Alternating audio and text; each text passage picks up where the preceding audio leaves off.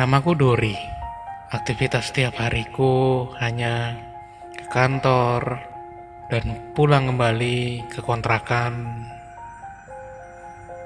Hidup di ibu kota kadang membuat penat, apalagi kalau sudah menemui macet.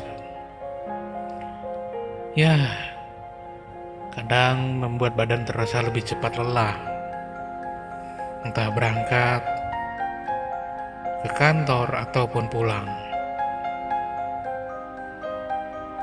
Menemui hal-hal mistis di ibu kota rasanya sudah sangat langka. Lagi pula tidak ada satu sudut kota pun yang sepi. Pasti ada saja orang-orang yang selalu berlalu lalang.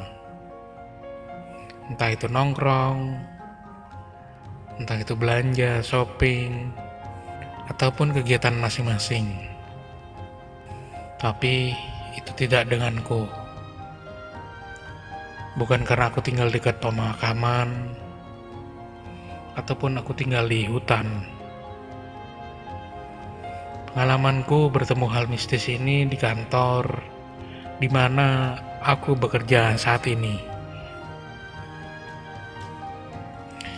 Sebelumnya, aku memang terkadang sering buka browser untuk mencari cerita-cerita mistis, seperti pendakian mistis, misteri, di pegunungan, ataupun di mana saja, karena memang aku juga menyukai cerita misteri. Ya, hanya sekedar untuk melepas penat di sela pekerjaanku yang begitu padat, juga tidak mengenal waktu. Aku memiliki teman bernama Rian. Dia adalah staf HRD sama sepertiku.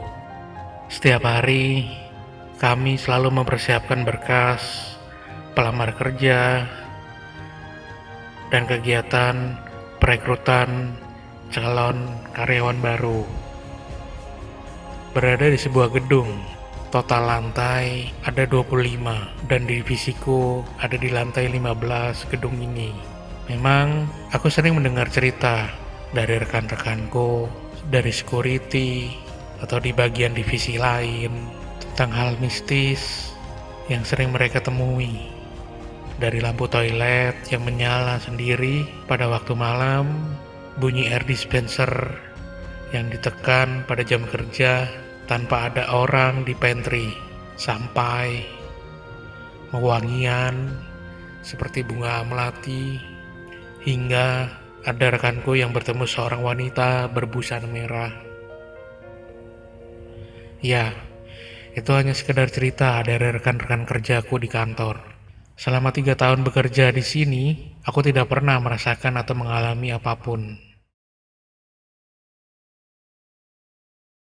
Hari itu, aku ingat hari Rabu, tanggal 10 April 2019. Aku bersama Rian sedang menjadwalkan perekrutan karyawan yang sebelumnya sudah kami informasikan ke calon karyawan tersebut.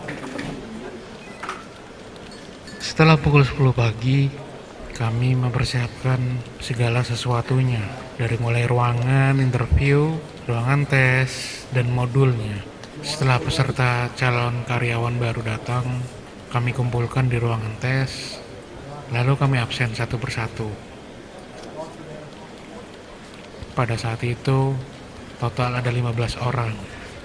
Kami kumpulkan di ruangan berdiameter 12 kali 7 meter. Dan kami para staf memulai perekrutan. Dari mulai membagikan modul sampai memberikan instruksi cara pengerjaan modul. Tak berasa, kami sudah melewati jadwal makan siang dan memberikan kesempatan para peserta untuk isoma pada pukul 1 siang. Akhirnya perekrutan kami bagi 2 waktu. Pertama tes, kemudian interview. Setelah hampir selesai, kami dikagetkan oleh seorang staf lainnya, menginformasikan bahwa ada seseorang yang menunggu di ruangan tes. Andi namanya. Temanku ini memang baru bekerja sekitar 7 bulan di kantor ini. Mas, sorry, masih ada calon peserta tuh. Pas-pasan ketemu sama saya tadi, habis dari toilet. Kata perempuan itu, dia disuruh tunggu di ruangan. Kok bisa? Si Rian lagi interview. Apa jangan-jangan peserta susulan? Nggak tahu, Mas. Mungkin juga peserta susulan.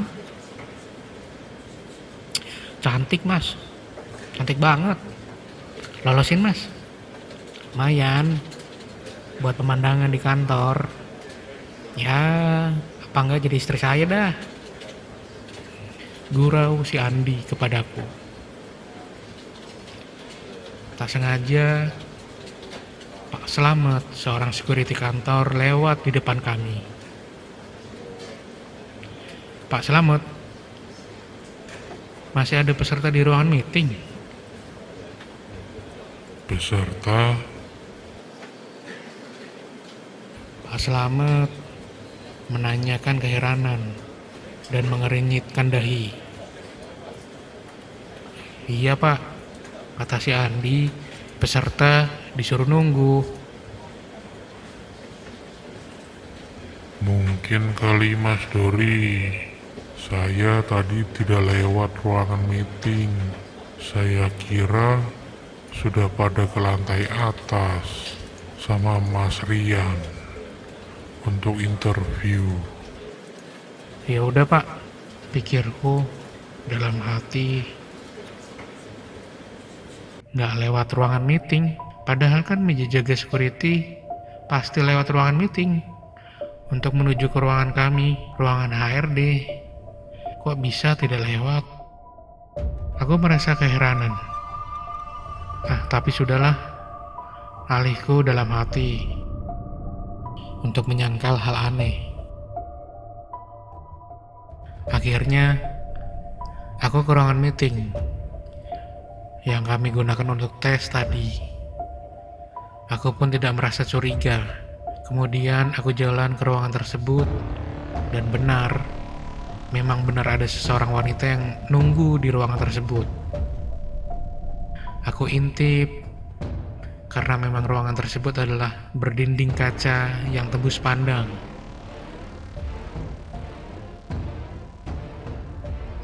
Aku buka pintu dan menyapa wanita tersebut. Hei, kamu baru datang? Atau disuruh Rian untuk turun dan nunggu? Dan wanita tersebut pun menjawab. Namun dari jawabannya sangat-sangat aneh.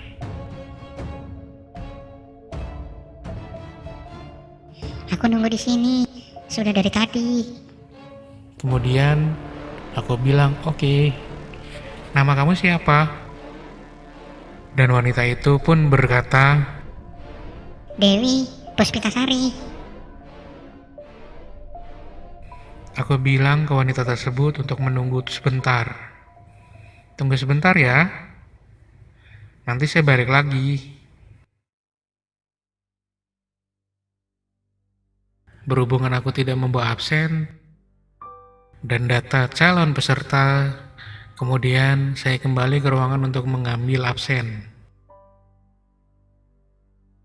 Tetapi ternyata absen tidak kutemukan di mejaku, dan aku berinisiatif untuk naik ke lantai 16, menemui Rian, memberitahu ada calon karyawan tambahan. Setelah aku membuka pintu ruangan interview dan aku melewati para calon karyawan, kemudian aku sampaikan saja langsung, Rian, itu ada calon karyawan.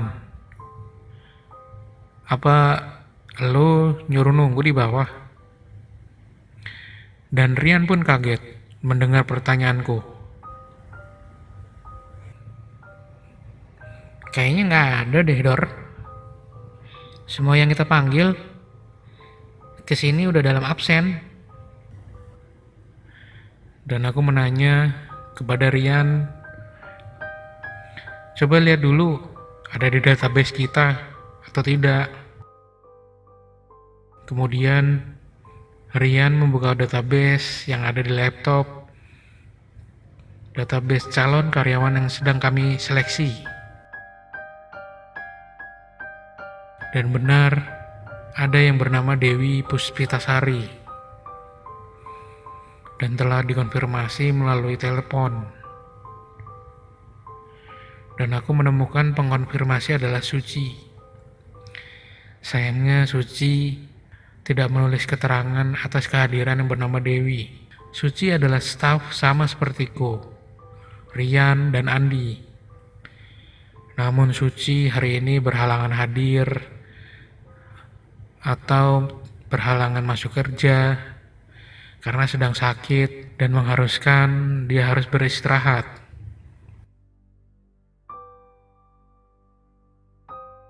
Kemudian lagi-lagi aku berinisiatif untuk menelepon Suci untuk menanyakan keterangan apa yang didapat Suci ketika mengkonfirmasi peserta tersebut.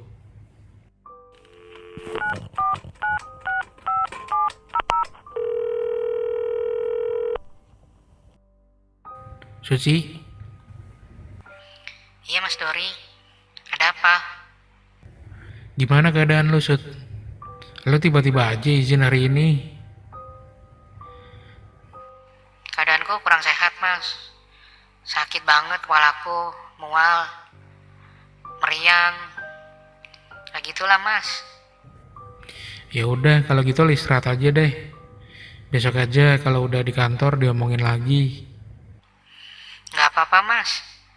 Nanya apa? Mau nanya apa? Bener nih, nggak apa-apa. Iya Mas. Jadi gini, Sud. Waktu kemarin lu konfirmasi peserta tes, di sini ada yang namanya Dewi Puspitasari. Keterangannya kosong. Kenapa nggak lu tulis? Iya Mas, sorry. Sebenarnya kemarin aku tuh sudah telepon ke HP peserta itu, tapi nonaktif. Terus aku telepon aja ke nomor rumahnya. Terus yang angkat laki-laki, suaranya bapak-bapak gitu deh. Ngakunya bapaknya. Terus aku nanya bisa berbicara dengan Dewi Puspitasari. Terus bapaknya bilang nanya ke aku. Ya udah aku sebutin. Aku dari perusahaan ini mau manggil Dewi untuk ikut tes interview. Terus bapaknya bilang, Saya orang tuanya Dewi. Mohon maaf, Mbak. Anak saya sudah meninggal 2 minggu yang lalu karena sakit. Anak saya sudah meninggal. Anak saya sudah meninggal.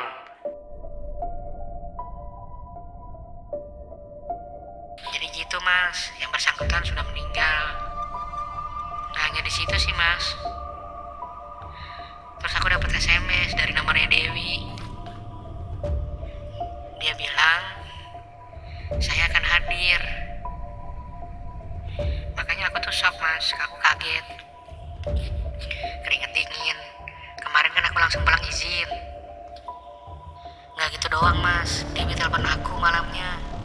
Pas habis itu aku nggak tahu apa-apa lagi. Pandangan aku gelap. Paginya ibuku sudah di sampingku. Aku diceritakan ternyata aku kesurupan dan terus pingsan dari malam. Mendengar cerita Suci, bulu kuduku langsung berdiri, bertatapan dengan Rian. Kami pun langsung turun ke lantai 15 dan menuju ke ruangan di mana aku menemui Dewi tadi. Dan ternyata memang benar, ruangan itu kosong. Security yang tidak jauh dari ruangan meeting menghampiri kami yang masih keheranan dan ketakutan. Pak Slamet, security itu. Kenapa? Kok kelihatannya tergesa-gesa? Nggak apa-apa, Pak. Bapak lihat orang keluar masuk di ruangan ini? Ya enggak toh. Lawang saya dari tadi di meja security, nggak kemana-mana. Makan juga di meja jaga. Ini tipe B tuh tadi beliin makanan.